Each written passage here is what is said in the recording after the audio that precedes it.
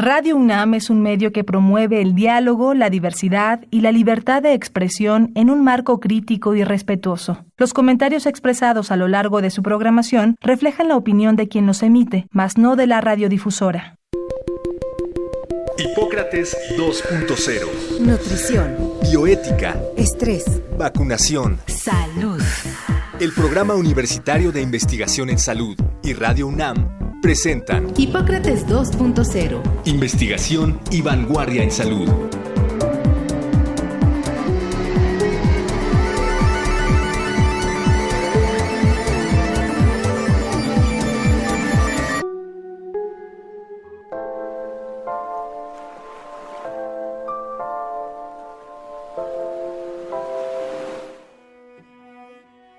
Hola, ¿qué tal? Bienvenidos a Hipócrates 2.0. Yo soy Mauricio Rodríguez. Como cada semana les doy la más cordial bienvenida. Muchísimas gracias por estar acompañándonos aquí en Radio UNAM otra vez. En el programa de hoy vamos a abordar un tema que ha estado muy a la vista en los medios de circulación general y también hay cierta confusión. Entonces decidimos tomar el tema y abordarlo con un par de especialistas para que nos ayuden a entender la dimensión de lo que está pasando y poder tener información al respecto. Y nos referimos a la hepatitis aguda grave de origen desconocido que está afectando ahorita en infantes. Y justamente para platicar de este tema, invitamos a la doctora Daniela de la Rosa Zamboni, ya ha estado aquí con nosotros en alguna ocasión previa. Ella es médica cirujana, especialista en enfermedades infecciosas. Después hizo un fellow y una maestría en epidemiología y ha trabajado como infectóloga. Actualmente labora en el Hospital Infantil de México Federico Gómez y es coordinadora académica del Diplomado en Línea de Epidemiología Hospitalaria y Control de las Infecciones asociadas a la atención de la salud, que tenemos aquí en el PUIS, junto con el Hospital Infantil de México Federico Gómez y el Instituto Nacional de Ciencias Médicas y Nutrición Salvador Subirán. Y también nos acompaña el doctor Rodolfo Jiménez Juárez, que es médico cirujano, especialista en pediatría, subespecialista en enfermedades infecciosas, profesor de pregrado en la Facultad de Medicina de la UNAM y actualmente es el jefe de departamento del Hospital Infantil de México Federico Gómez. Lo primero pues es darle la bienvenida. Muchísimas gracias por aceptar la invitación así con tanta celeridad. Daniela, ¿cómo estás? Te saludo. Muy bien, muchas gracias a ti, Mauricio. Rodolfo, ¿cómo estás? Bienvenido también. Muy bien, Mauricio, muchas gracias por la invitación. Un gusto estar con todos, contigo y con tu audiencia. Oigan, ¿cómo podríamos resumir de qué se trata el asunto este? De hecho, no sé con qué nombre podríamos referirnos rápidamente a esto, hepatitis aguda grave de origen desconocido en infantes. ¿Y por qué hay tanta atención puesta en él? Pues en realidad el nombre no se puede resumir mucho más, porque pues es lo que es, ¿no? A lo mejor algún día salga algún acrónimo o cambie de nombre, pero hasta ahora sigue siendo así, porque es una hepatitis aguda grave en infantes, ¿no? No podemos atribuirla todavía a alguna causa infecciosa o no, parece que es infecciosa, eso es lo que las teorías apuntan hacia ello.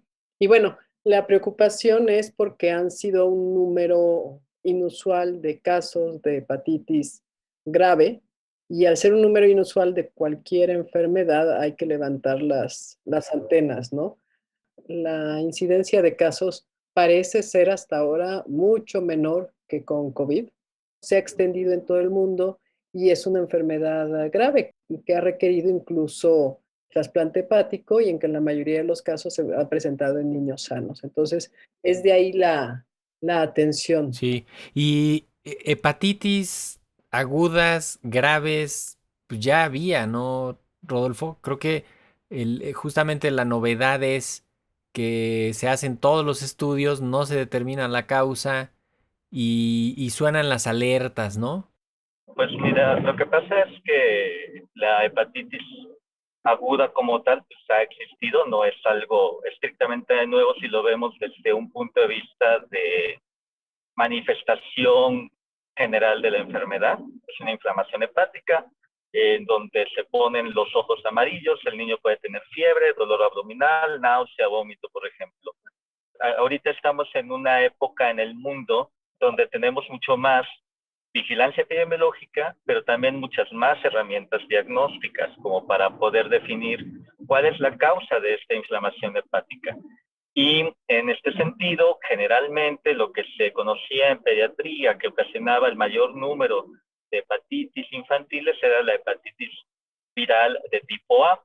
En este número de casos, lo que llama la atención, así como dice Daniela, es que no lo podemos atribuir a uno de los microorganismos ya conocidos, que hay un número mayor de casos y que también el número de niños que desarrollan una enfermedad grave con falla hepática ha sido mayor que el que estaríamos esperando en forma anual.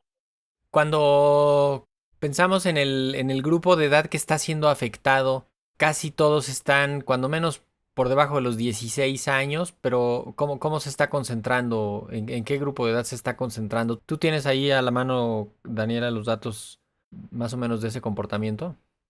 Los primeros casos al menos eran niños preescolares, escolares, ¿no? No niños de brazo, lactantes y raros adolescentes. No sé si tengas alguna otra información al respecto. Más o menos la misma. Digamos que la concentración es en el menor de 5 años, pero básicamente en preescolar, es decir, arriba de 18 meses, entre 18 meses y los 5 años se concentra el grueso de los casos que se han estado viendo en el mundo. Y muy poquitos terminan siendo graves, ¿no? Ya de por sí decíamos que eran pocos casos.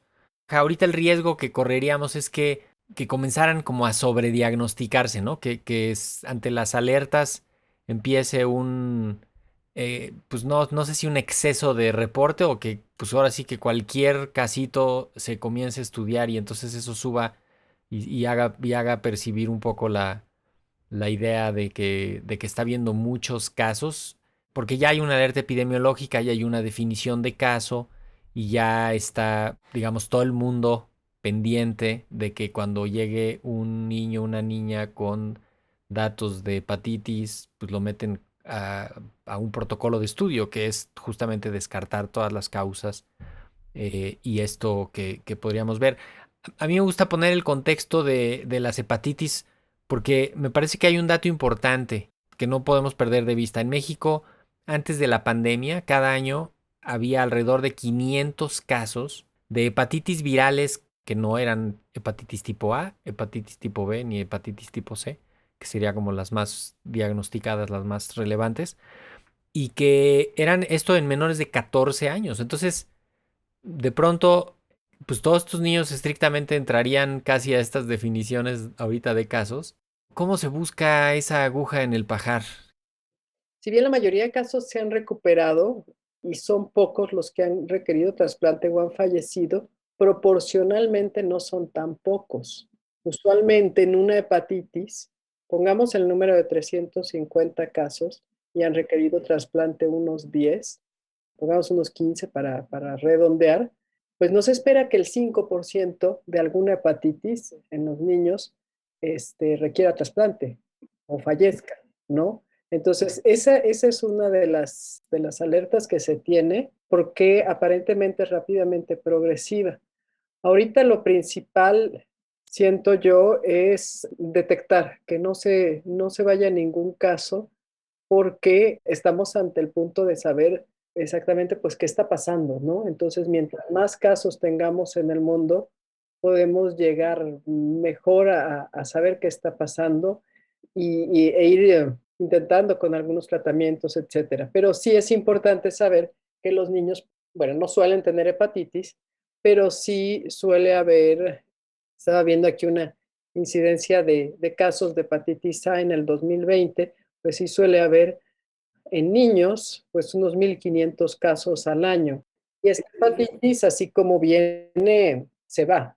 Aquí la importancia es llevarlos al médico y descartar las causas más frecuentes, que muchos laboratorios ya tienen como buscar hepatitis A, hepatitis B, C no tantos, D y E, estas son mucho más raras, pero muy probablemente muchos de los casos, al descartar las primeras hepatitis A, B y C, pues ya quede descartado como la hepatitis que se está estudiando de causa desconocida, ¿no? Lo importante es sí llevarlo al médico y también que toda todos los médicos, enfermeras, personal de salud en general que esté a cargo de alguna unidad o que tenga conocidos, pues sí decidir buscar los distintos tipos de virus de hepatitis para ver si no es esta la hepatitis que está. Justamente, no sé si quieres, Rodolfo, ampliar ahorita algo de lo que llevamos hasta ahorita. En el caso en general de las hepatitis en pediatría, la más frecuente es la tipo A. Para dimensionar estas cifras que estaba diciendo Daniela, uno espera que la hepatitis A, solamente 1 de cada 1000 se ponga grave. En este caso, hasta el 10% en algún reporte, en el de Inglaterra, por ejemplo, requirió trasplante hepático, aunque hayan sido poquitos. Segundo, ¿qué habría que hacer en términos generales? Cuando tengan manifestaciones clínicas de hepatitis, acudir al médico. Náusea, vómito, diarrea, dolor abdominal, ojos amarillos, heces pálidas, por así decirlo, color más como del masquite, por ejemplo, orina oscura, ojos amarillos, fiebre, acudir al médico. ¿El médico qué es lo que tiene que hacer? Descartar particularmente las hepatitis frecuentes, que en pediatría es particularmente importante, hepatitis A, y a partir de ahí, si tiene más de determinado número de enzimas hepáticas alteradas, podría caer en esta definición de hepatitis, pues a lo mejor no en ese momento de diagnóstico de etiología desconocida, pero sí habría que ahí al médico es al que le tiene que salir la alarma, tengo que comenzarlo a estudiar. Y el conocimiento de cómo vaya, de cuántos casos que podrían caer en esta definición, es lo que nos va a decir realmente que en un momento determinado, realmente qué tan grave va a terminar siendo y cuál es la probabilidad real de que un niño que tenga hepatitis y que me salga negativo, por ejemplo, hepatitis A, se me ponga realmente grave y requiera una hospitalización en un hospital de alta especialidad. Se está construyendo, ¿no?, la evidencia para saber exactamente de qué se trata. Unos proponen que pudiera ser que, al parecer, algunos niños y niñas estuvieron en ambientes tan controlados que se alejaron mucho de algunos microorganismos y entonces, ahorita que se los están encontrando, se están pues enfrentando de una forma diferente, ¿no? Como algo parecido a la hipótesis de la higiene, que pudiera ser que por haber estado en confinamiento y con tanta limpieza alrededor, y también No, que si se asocia a COVID, que si no se asocia a COVID. no sé esta primera hipótesis que mencionas qué tan fuerte sea, yo la verdad no la he leído. Sí la he leído en el contexto de que estar desinfectando demasiado y cuidar demasiado puede asociarse luego a enfermedades incluso autoinmunes, pero ya en la vida adulta, cosas así. No me gustaría ponerla esta como la primera hipótesis, porque de hecho las medidas de prevención actualmente todas van dirigidas hacia lavarse las manos, puras medidas higiénicas, ¿no? Por los medios por los que se transmite hepatitis, SARS-CoV-2 y adenovirus, que es el virus que se está creyendo que está asociado con la hepatitis. Tenemos que partir de que todavía no se sabe, ¿no? Algunos casos, de los primeros casos, tenían un tipo de adenovirus que generalmente no es de los más patógenos, pero pues infecta. Debemos saber que los virus respiratorios pues pueden ser desde que ni lo sientes hasta llevarte a la muerte como el SARS-CoV-2, ¿no? Pero la mayoría siempre han sido que te causan alguna gripa leve, ¿no? Entonces, este tipo de adenovirus que cae aparentemente en un terreno, por así decirlo, ya predispuesto a atacar a cualquiera que lo llegue porque ya fue sensibilizado por el virus de COVID, ¿no?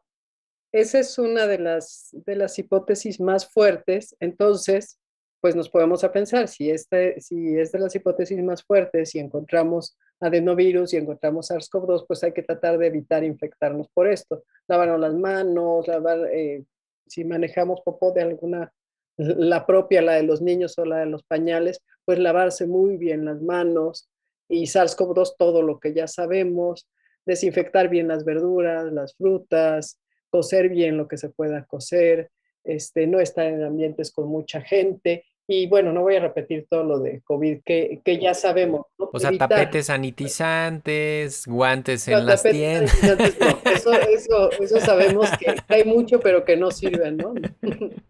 Sí. Pero quedaron en muchos lados, ¿no? No, pues sobre todo, cubrebocas, no estar, la mezcla de distancia, ventilación y cubrebocas, ¿no? Siempre tratar de tener los tres todo el tiempo o al menos dos de tres. Distancia, ventilación, cubrebocas. Y ahora se agrega la higiene de los alimentos, la higiene, de las manos en los baños, salir al baño por cualquier motivo, estar en contacto con personas con gripa, etcétera. El adenovirus no es un virus nuevo, es un virus que es uno de los causantes de la gripa común, un poco más extenso, ataca principalmente primavera, verano, y al contrario que otros virus respiratorios, pues tiene una afectación más sistémica, ¿no? Puede causar incluso ganglios, a veces incluso Sí, infecciones. gastrointestinal, ¿no? De hecho, algunos adenovirus también dan sintomatología gastrointestinal.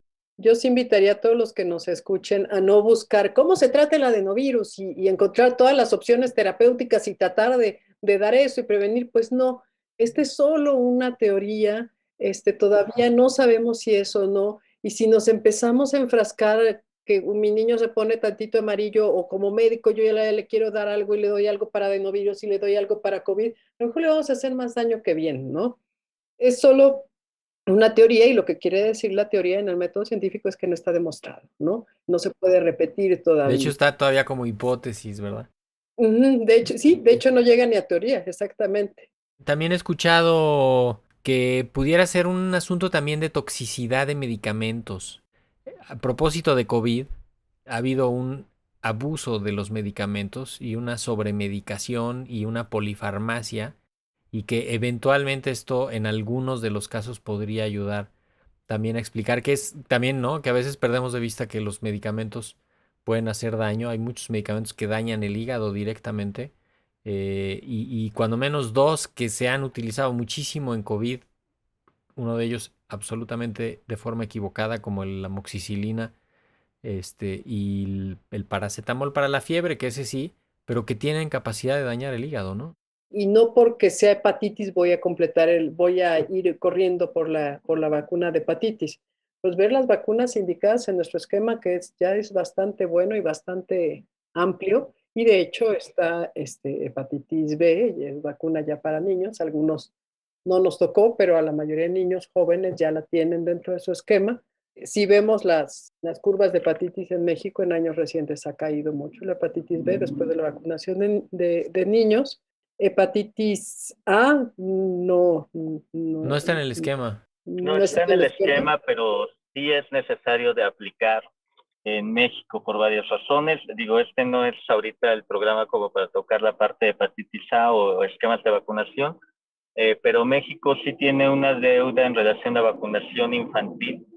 Eh, Fuimos ejemplo de vacunación infantil durante muchos años y ahora nos hacen falta al menos dos vacunas no controversiales para los niños, que es hepatitis A y varicela, como parte de la inmunización rutinaria. Ya no hablemos de COVID ahorita en un momento determinado, pero cuando menos sí es importante completarlo. Y el esquema de vacunación debería de estar completo con varicela y con hepatitis A, que lamentablemente ahorita todavía no están en la cartilla. Sin embargo, ahorita el hecho de vacunarlos contra hepatitis A o de completar los esquemas contra hepatitis B no los protegen contra esta forma de hepatitis porque realmente todavía no se conoce alguna causa. Son dos cosas diferentes, pero sí vale la pena que se vacunen. Incluso ahorita, aunque sin correr con alarmas y demás, sí está circulando ahorita hepatitis A.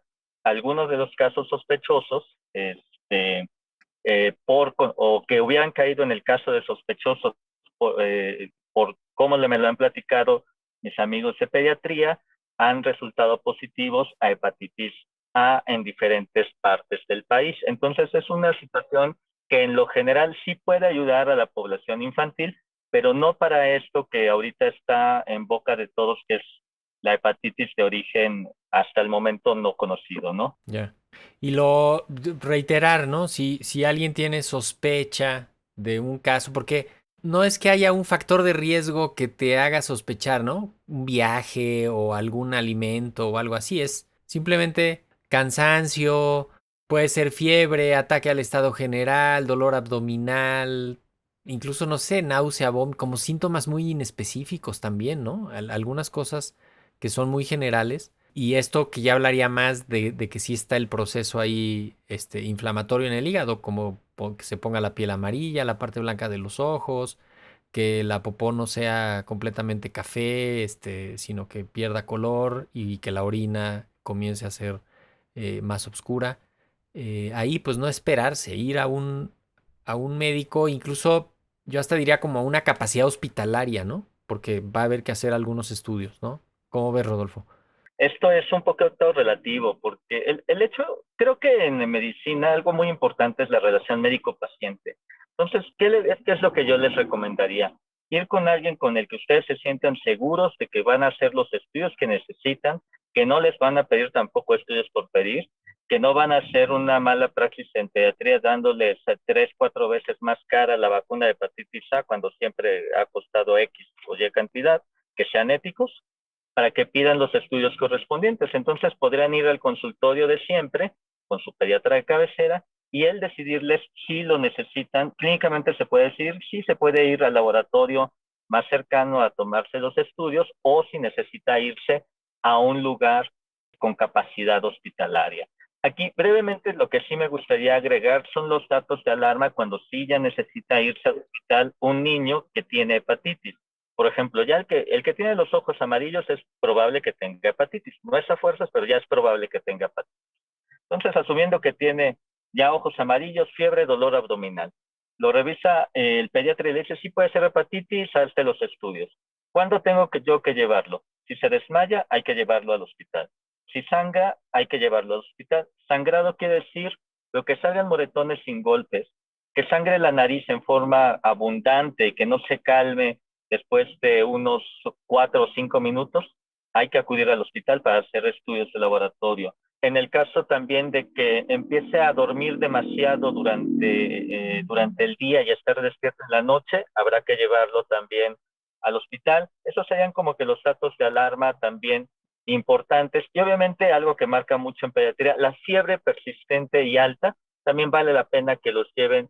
Si ya los vio su médico de cabecera y no mejora y sigue con esto, vale la pena acudir a una evaluación, incluso a un lugar ya con capacidad hospitalaria. Oye, Rodolfo, una pregunta más como, perdón, ya estoy queriendo agarrar tu No, hombre, chamba, no, Mauricio, por favor. pero, pero más como mamá que como médico, ¿qué es fiebre persistente? ¿2 días, 3 horas, 3 días? Ok, sí, claro, gracias, Daniela. Yo les diría fiebre de más de 39 grados centígrados. Si no lo había tenido antes de que lo revisara su médico de cabecera, vuelvan a preguntar, ya sea por llamada telefónica o acudir al hospital. Y la otra, generalmente fiebre más de 72 horas, y no se diga más de 5 días, forzosamente lo tiene que ver nuevamente el pediatra. Generalmente las infecciones virales autolimitadas empiezan a ceder la fiebre hacia las 48, 72 horas. O de 39, o sea, o uno o lo otro. Exacto, o uno o lo otro. Creo que uno de los indicadores también es la capacidad de controlar la fiebre, ¿no? O sea, cuando a veces con medios físicos es suficiente, a veces con el paracetamol es suficiente y a veces no se controla fácilmente y ese también es un dato que pudiera hacer que la gente se acerque a los servicios hospitalarios, ¿no? Que vaya cuando menos a la consulta formalmente, ¿no? Sí, exactamente. También eso que no se controla tan fácilmente, vale la pena que se acerquen al médico. Aquí hablando de esto, en una de las teorías, ya lo mencionan ustedes, están los tóxicos. Y el paracetamol se sabe que es un medicamento que puede ser tóxico sobre el hígado cuando está tocado. Entonces hay que tener cuidado en la automedicación con los medicamentos que contengan acetaminofén o paracetamol, ¿no? En este sentido. Y igual preguntar al médico cuánto es lo que le corresponde y no pasar de ciertas dosis. Perfecto. Oigan, pues tenemos que terminar este programa. La idea justamente era traer estas primeras ideas, las medidas generales, el panorama general de lo que se tiene hasta ahorita. Esperemos que en poco tiempo volver a hacer otro para ir actualizando la información. ¿Con qué te despides, Daniela de la Rosa? Deseando que nadie le dé, que se autolimite esto y que tratemos de guardar la calma y tratar de recapacitar un poco lo que aprendimos en la pandemia, ¿no? Cuidarnos hasta donde es necesario, cuidar nuestra mente, nuestra psique, los que caímos en depresión, ansiedad, pánico por cualquier causa, este ya no es el caso. Y pues si tenemos dudas o si pensamos que alguno de los datos que con lujo de detalles explicó el doctor Rodolfo Jiménez tiene nuestro hijo, pues consultar con nuestro médico, ¿no? Y consultar tranquilos. Esto no es algo que se va a presentar hoy y luego van a ser 10 niños, aparentemente.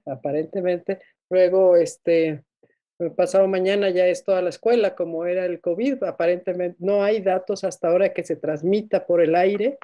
Eso era lo que tenía el COVID, ¿no? Por eso se expandía tanto. Consultemos con quien sabe y no caigamos en consultar cualquier cosa que sale en el internet, ¿no? Calmémonos, porque en algunos casos la epidemia de ansiedad y de mala información en algunos casos fue peor que incluso la misma epidemia. Sí, totalmente, y estamos muy a tiempo de frenarlo. Rodolfo, ¿con qué te quieres despedir? Pues bueno, yo los quiero invitar a que no nos preocupemos, sino a que nos ocupemos. A que nos ocupemos en lo que ya nos comentó Daniela y se comentó durante el programa con las medidas de prevención. A que nos ocupemos a que si nuestro hijo empieza a estar enfermo, lo llevemos a una evaluación médica en forma temprana. Debería de ser siempre con nuestro médico de cabecera. No tienen que buscar al super especialista, pero sí a nuestro médico de confianza. Y que nuestro médico de confianza, pues ya que nos pueda ir orientando hacia qué es lo que se debe hacer y qué no es lo que se debe de hacer. Y por último, aunque fue una de las preguntas que se hicieron sobre las vacunas, también una invitación a que completen sus esquemas de vacunación. Ya no vemos enfermedades de antes, estamos viendo enfermedades nuevas, pero no queremos que se nos junten enfermedades viejas con enfermedades del presente, y eso lo podemos evitar completando los esquemas de vacunación de los niños. Exacto. Buenísimo. Pues con esas dos ideas nos despedimos. Doctor Rodolfo Jiménez Juárez, jefe del Departamento de Infectología del Hospital Infantil de México, Federico Gómez, muchísimas gracias. Daniela de la Rosa Zamboni también, muchísimas gracias por haber estado en Hipócrates 2.0. Muchas gracias. Gracias y hasta pronto. Hasta la próxima. Pues ya lo oyeron, hay que mantener la calma, seguir alertas y pues estrechar la comunicación con nuestros médicos y no transmitir información que no sea confiable, que no ayude. Con eso esperamos haber aportado para este tema que está sonando y que lo vamos a estar escuchando en los siguientes días todavía un poco más. Yo con esto me despido, soy Mauricio Rodríguez, esto fue Hipócrates 2.0. Acompáñenos la próxima semana y quédense en sintonía de Radio UNAM. Agradecemos al Dr. Samuel Ponce de León, coordinador del Programa Universitario de Investigación en Salud y coordinador académico de esta serie. El Programa Universitario de Investigación en Salud y Radio UNAM agradecen tu escucha. Te esperamos la siguiente semana para platicar sobre lo último en materia de salud e investigación en Hipócrates 2.0. Investigación y vanguardia en salud. Se despiden de ti en la producción Patti Gamboa, Héctor Castañeda y Alejandra Gómez. Hipócrates 2.0. Radio UNAM. Experiencia sonora.